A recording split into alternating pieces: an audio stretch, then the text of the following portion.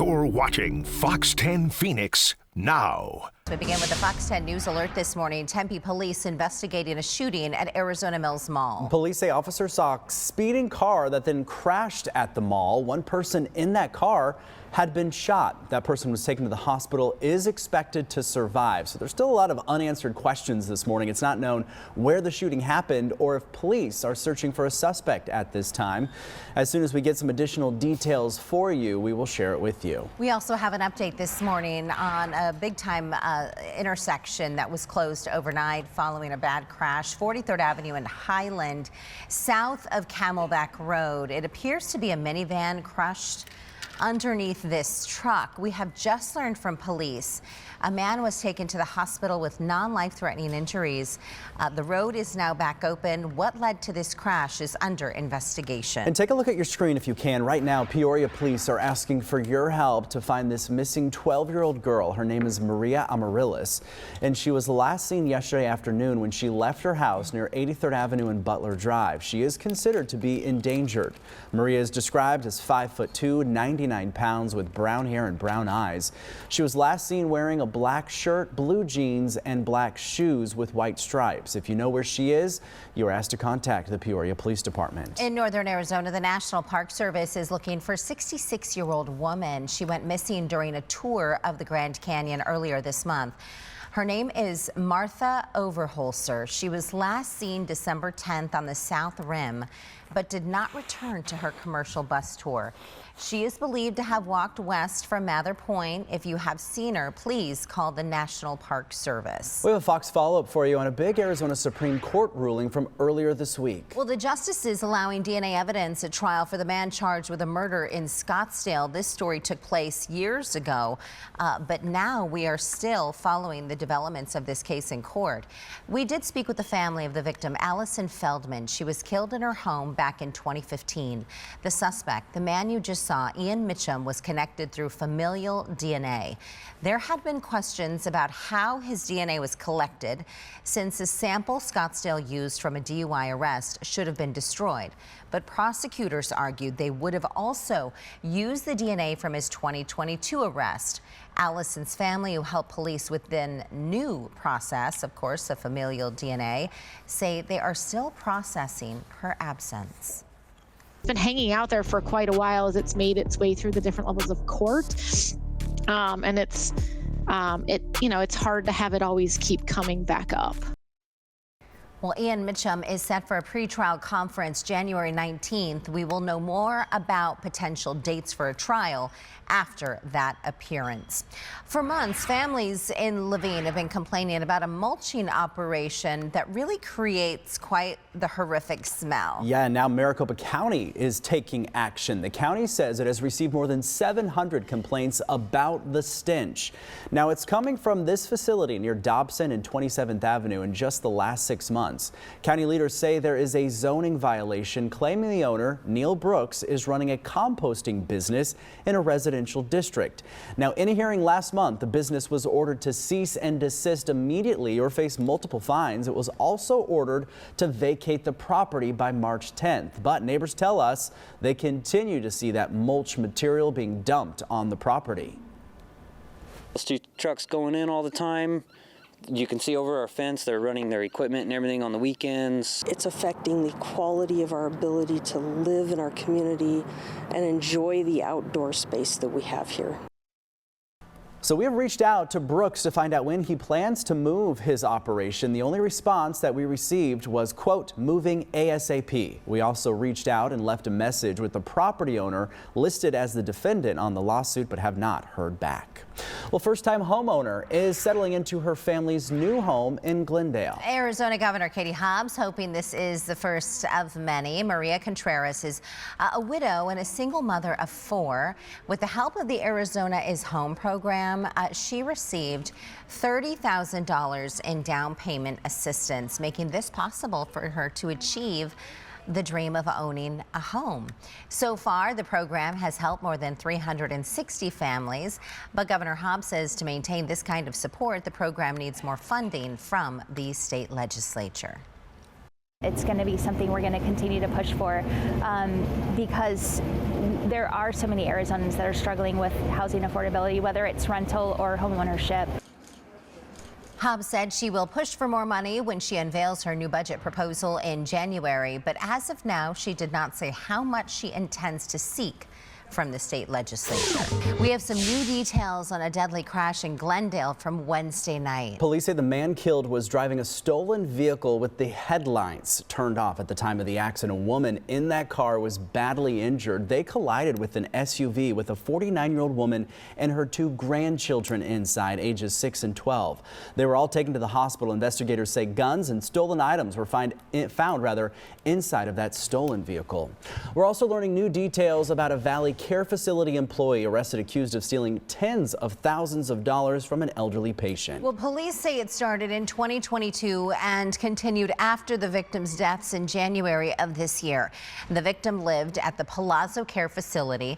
During a visit from her pastor, he noticed a checkbook showing high dollar amount checks written to Melissa McDougal. At the time, she was the facility's services director. She was later fired. McDougal was arrested earlier this week and is now facing charges of theft. She denies the charge, telling detectives the victim wanted her to have the money. Developing in southern Arizona, there is a father who wants changes at a popular holiday lights display. This comes, this comes after his wife and child were badly hurt in a collision. The crash happened Saturday night on the north side of Tucson during the 75th annual Festival of Lights in the Winter Haven neighborhood.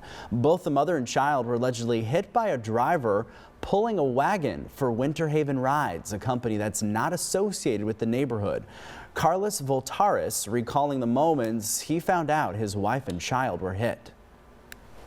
I automatically turned around and started sprinting through Winter Haven trying to find my family. I remember a few years back they always used to have a designated days for drivers only. So Carlos's wife and child were taken to the hospital. They've since been released. Police are reminding people taking part in holiday events at night wear bright clothes so drivers can see you. Also happening in southern Arizona, there in Tucson, the University of Arizona giving current and incoming students some good news. No tuition increases next year. The school also plans to keep the same rate for its fees and for on-campus housing. University president says that it is part of the school's effort to prevent financial barriers to academic opportunities. We have a link to the university's full tuition plan on our website, fox10phoenix.com. Developing in the Far East Valley, a woman nearly killed in a crash when heavy pipes and poles destroyed her car. Yeah, she was inside the car when this accident happened. It happened in October in Apache Junction.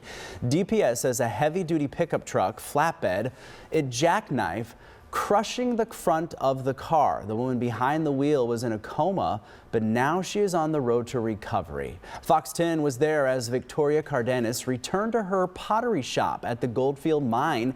The accident has left her with severe injuries that will take months to heal. But listen to this. Her friends and family have been keeping her business, Mudslingers, open while she was away. Her return to work offering a chance to look around, share some smiles, and a big thank you to those folks who stepped in to keep her business running while she was recovering. Many people stepped up. My mom, my aunts, both of my aunts, my friends from high school that I forgot about, and I remembered it. I am just lucky, and I realized I was given a second chance, and I am not going to screw this one up. I'm not going to screw this one up. This life that God gave me is going to mean something. I promise you that. Oh, what a story. Wow. Well, she is unfortunately still unable to work as she's still on the road to recovery, but Goldfield Mine is hosting a cookie and ornament decoration event today and Saturday. The proceeds are all going to go to Tori, but she's also giving some back to the Superstition Food Bank to help pay it forward. Wow, what a remarkable testimony she had to share. We'll celebrate the holidays without getting sick. Yes. Easier said than done, no right? No kidding. Dr. Kwan from Valleywise Health joins us here in studio this morning, and we were just chatting. Dr. Kwan, thank you for coming in. Thank you. Good morning. About what is kind of floating around society right now. You said there's really two things happening. There's a lot of respiratory problems as well as a lot of vomiting. People are having a GI illness or a GI bug as well. Yes. Now, is that considered the flu then? It's probably another virus, but it can be associated with the flu. Okay. How would you know whether or not it was the flu or a virus, or how to treat something like that? Let's start with the virus with the GI. So it's always, you know, trying to stay away from people and so forth, but stay hydrated. I mean, that's probably the biggest thing. Is if you're vomiting, you're losing a lot of fluid. So try to stay as hydrated as you can. Don't get dehydrated, and especially for little kids as well. Yeah. And let's talk about kind of the sneezing, the cough, kind of that respiratory, the other thing that people are having right now. What are some ways that you can treat that, maybe at home, some at-home remedies? So a lot of times we would recommend something over the counter. Stay away from people, but you know, just a standard cold and cough medication over the counter. Even honey is a good cough suppressant. I like how you said stay away from people. It's like sometimes we have no chance, right? Right, correct. Yes. You mentioned some of the things we can do at home. You said a lot of it is transferred with hands. Correct. You know, good hand washing, even using hand sanitizers are a great way to keep clean. What about, I guess, if you do start feeling ill, when do you know, like, maybe I should actually go see a doctor to get this treated for, maybe I need a prescription for something? Sure, it's something that you know, we get overwhelmed in the emergency department every year with these types of things, and it's probably not at the beginning, you know, whenever you have a little cough or some sneezing, but it's whenever you get more advanced, like you hear a noise in your chest or you're coughing up a lot of mucus or something like that, then maybe seek attention that way. What are your thoughts on gathering for the holidays? He came in and we went gave him an elbow. We're not touching. Yes, I mean the thing is just great hygiene. Whether it's you know, not shaking hands and using your elbow, coughing or sneezing into the crook of your arm. Not sharing utensils and glassware, cupware, you know, things like that. And Dr. Sorry. Before we let you go, though, let's talk about, are there ways that you can actually boost your immune system? Everybody's always talking about loading up on the vitamin C, the zinc, the echinacea. Do those things actually help? This is probably a controversial topic, but I would say that as long as you eat healthy and take the vitamins you need to have in, you know, everyday living, get plenty of rest, drink plenty of fluids, then you should be okay. Okay. The vitamin industry is not loving you right now. But the good food, the healthy food industry is. Dr. Kwan, thank you. Have a Merry Christmas with you and your family. Thanks for coming in. Some good tips there. Yes. Keep us all healthy.